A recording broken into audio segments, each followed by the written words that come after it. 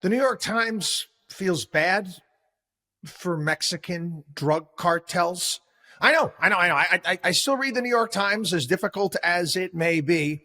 But here's the headline: how labeling cartels terrorists could hurt the U.S. economy. Okay, first and foremost, the Mexican drug cartels, and if you don't know anything about them, it's a whole nother level of evil.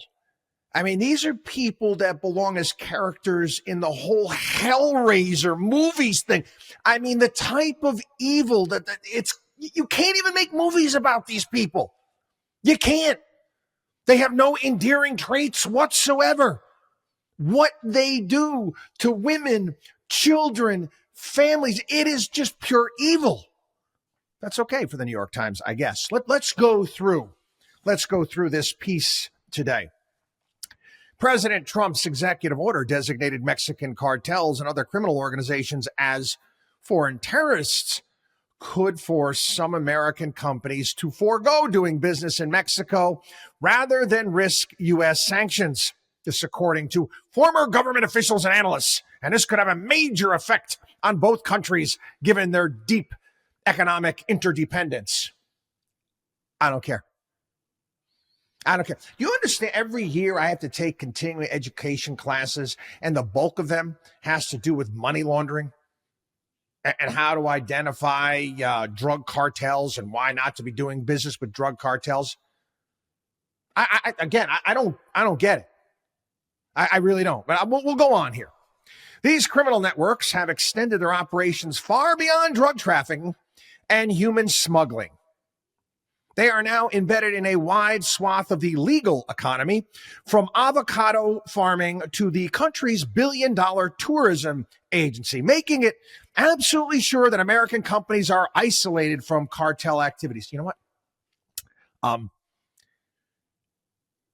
This disrupts Mexican tourist activity. I'm sorry.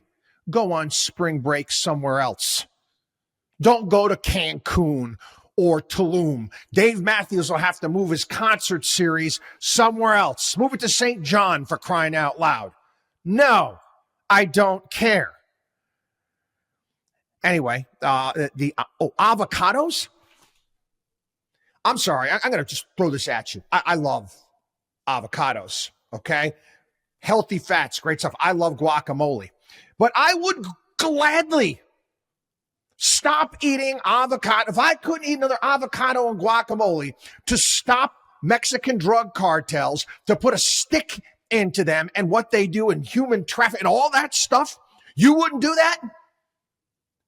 You're not willing to give up your avocados or your guac.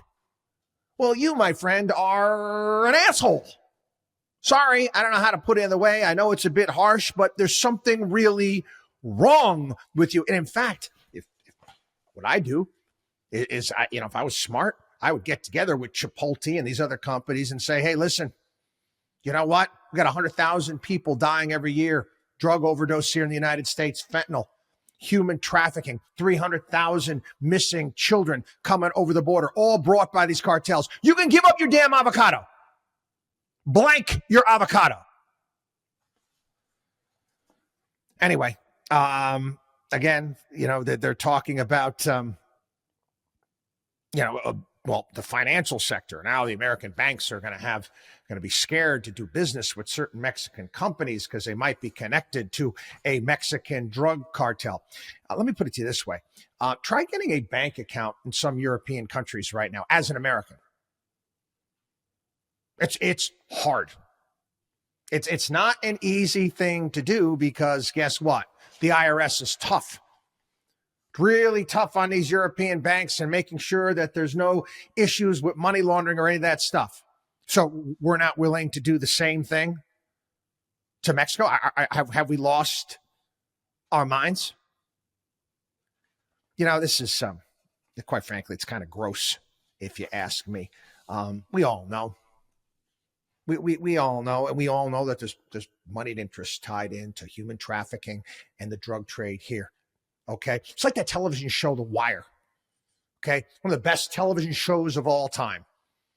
The Wire. Why did the powers that be, why did they not want to have a wire? Why did they want? Because they knew, the powers that knew they would be following the money, and they don't know where it's going to go or who's going to be attached to all of this drug. Do you understand the type of money these drug cartels pull in?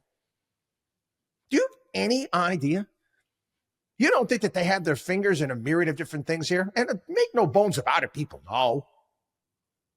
They just don't care. They don't care.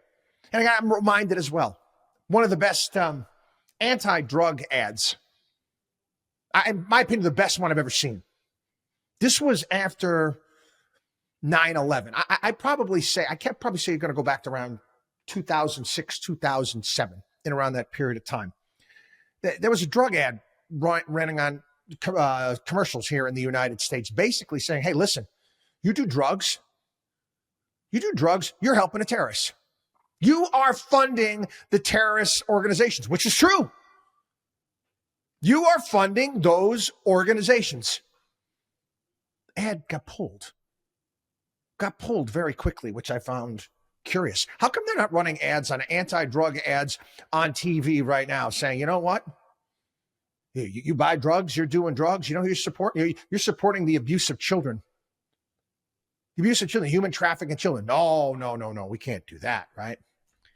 Again, follow the money. WatchDog on WallStreet.com.